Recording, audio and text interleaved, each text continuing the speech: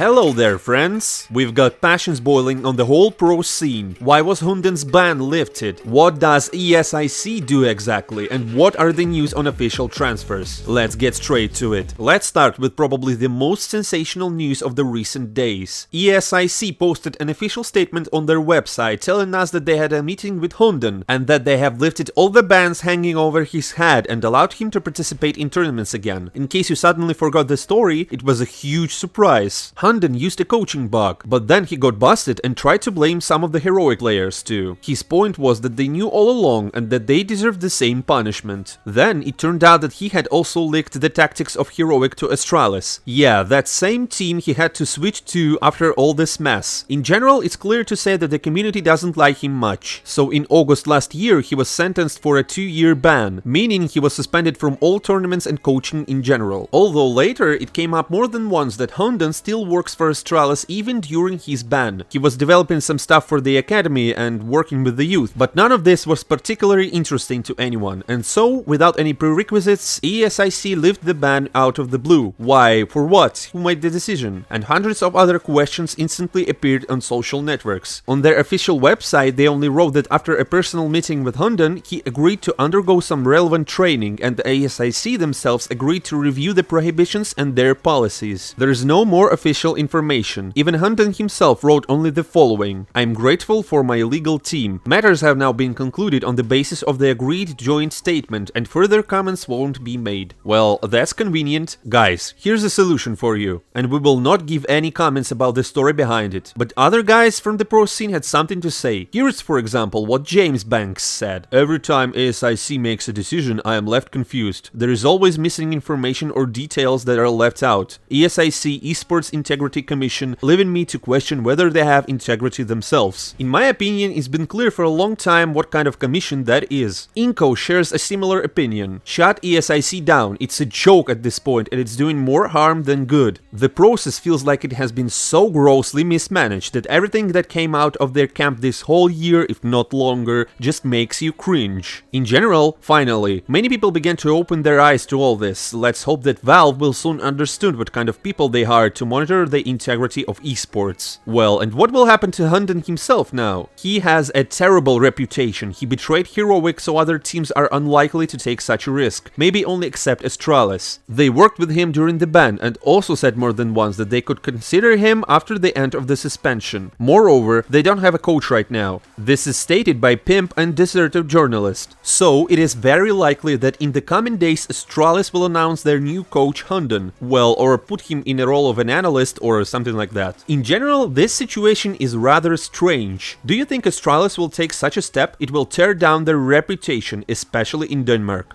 And now I have some very useful info for you guys. Many of you might still buy games for full price on Steam Market and play CSGO without Prime, meeting cheaters in every match.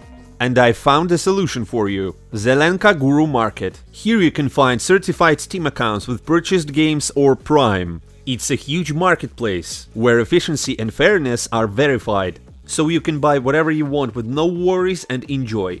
You can trust them. They have reviews, ratings, and even a 12-hour warranty, in case anything happens with your newly acquired account, regardless if it's EGS, Steam, or any other. The support will answer you ASAP and will return your money if anything happens. There's also a forum where you can participate in games giveaways, discuss any sorts of questions, or simply find like-minded people. You can read reviews, learn people's opinion, and ask which VPN is the best right now. That is, learn anything you want here. Just follow the link in the description and save your own money. Thanks for watching the ad, and let's continue. Well, since we're talking about Astralis, I have good news for you. Tomorrow, Device will make his debut for his new old club. This will happen in the playoffs of the not most popular CCT tournament. By the way, in the first match, he will play against Tricked Esports, where Lucky plays. Isn't it funny? Here's what Device himself said: "I haven't returned to my peak form yet, but I feel that the team is happy with my progress, and that's good. But let's not get our hopes too high for now. In the first months, I didn't play much due to personal circumstances, but for the last 5-6 6 months, I stayed in shape and trained a lot. I feel very good for real. I enjoy playing in a team again. I have great teammates and I'm happy to get back to the workflow. For me, Astralis is home. I was contacted by other organizations, some of which are very interesting, but as soon as an offer from Astralis came, I had no doubts. Our project is very important to me. I'm convinced that we will create a team and an organization that will again fight for the most prestigious titles. That's what I came here for. We are not far from our peak. Well, that sounds very inspiring. So now let's quickly talk about reshuffles. Do you remember Apex that Shox recently left? The guys have been inactive for a couple of months and have returned now. They promised some huge permutations, but in the end they just took Michu instead of Shox. So far, he's there as a stand-in. And Force finally decided on the 4th player of their squad, and they chose Krad. It is still unknown who will be the 5th player of the team. Many say that the new team member will be OnCarry, which is quite possible, but he has his own drama unfolding at the moment. He was once again kicked from the FPL, and also, this guy has not yet been paid the money for the last first place. In general, the situation is messy. He immediately got supported by Boomich, Monasi, and other pro players. People see that he was kicked out for nothing, but in fact, I don't see any point discussing FPL for a longer time, because we still have a million other news ahead of us. For example, as analysts calculated after Blast, Simple has the slowest reaction among all the snipers of the tournament. He deals damage after 237 milliseconds. The fastest of all is unexpectedly Rez. He needs almost 200. Yes, the difference is not that crucial, but the fact that Simple turned out to be the worst sniper by some indicator is already something incredible. Is Simple losing ground? What do you think? But of course, everyone continues to discuss his rage outbursts on Samdai Young. Here's what Michael Kane, a former NAVI coach when Zeus was present in the team, says about this. I can't say that Simple often behaved like this during my coaching in NAVI, but this shouldn't happen at all. We solved this problem with the help of a therapist. It is important for Sasha to understand everything that happens in the game, including the reason why the team is losing. In the game, he is very exposed to emotions. Outside the game, he controls them perfectly. This situation proves that SDY was not actually accepted into the team. The sooner their paths diverge, the better it will be for everyone. This is my subjective opinion. By the way, Samdai Young posted a photo with nipple immediately after Blast and wrote, "In young blood we trust." Apparently, SDY understands everything perfectly well and has agreed with the fact that his days in NAVI are coming to an end. Amid all this, people began to talk about the future of the composition, when and who will be kicked and so on. Here, for example, is what Richard Lewis states. There were a lot of discussions that Russian NAVI players would be removed from the squad when their contracts end. I don't think that Electronic and Perfecto have already moved, although everyone said that they would move from Russia to Serbia. I do not know if this has happened yet, where they are now and what is happening. In fact, I think the club just allowed them to stay. Like, it doesn't matter, we made the public statement that was required of us, but our team still needs you. Behind the scenes, I was told that NAVI wanted a fully Ukrainian lineup if there would appear such an opportunity. What changes in the lineup could they make then? In this case, SDY should at least feed their team if they didn't want to get rid of him. I can't imagine them kicking out Electronic or Perfecto. Why would they do that? This is pure madness. I really don't know what NAVI will do next, but they are in a very strange position right now. That is, it turns out that the talk about NAVI kicking out Russians is still on. It hasn't ended yet and the pro scene is still talking about it. And in fact, this is probably the most painless option, to get rid of players when their contracts come to an end. That way they can prepare for a replacement, put a new player to the test slowly and so on. In any case, the question remains open. How long will NAVI last in the current lineup, even after greeting a youngster in their team? It's not for nothing that many people have been talking about Buster and Hobbit in NAVI lately. And here's what James, the MVP of the Rio Major, says. What do I think about Buster in NAVI? It's not clear at all, I don't know. It seems like Perfecto is his friend and they get along with Electronic too, so I don't know. Everything depends very much on the positions. If he takes the position of SDY fully, it will probably be hard for him. But if they give some of the positions to Buster, then it will be better. If Hobbit leaves, Mir will probably fit in Cloud9. Who could replace Inters? I do not know. Their system works so that it will be difficult to find a replacement for Inters. He is like Sanji as a player. If Cloud9 wants to keep the system in which they play, then a similar player is needed. But it is not a fact that it will work without a key player, which is Inters. But in general, it's not about interest at all. It's not about the players either, as it usually happens according to the team. It's about something in their heads. Abai says they need to fix it. How do you like this option? Hobbit and Buster move to NAVI, Hobbit apparently takes place of the captain, Mir switches to Cloud9 instead, and I'm not sure it will help anyone. But it sounds hyped. Well, we will monitor the situation. Perhaps something big and interesting is coming. The last blast will end and we will get a chance to witness reshuffles, permutations and official statements. And now we wait. And I've left some hot cherry on top for last. Here's what the author of the Mirage map recently said. I am terribly tired of the professional CSGO players. You've been playing the same maps for 20 years. Now you have a chance to try something new, but all you want is to bring back Train, Cash or Tuscan. It's just that you're too lazy and completely uninterested in learning something new. Well, that was unexpected, but fair. And which map do you think it's best to add to the competitive map pool? And obviously, which one would you drop? Write in the comments below and don't forget to subscribe to the channel in order not to miss anything. See you soon.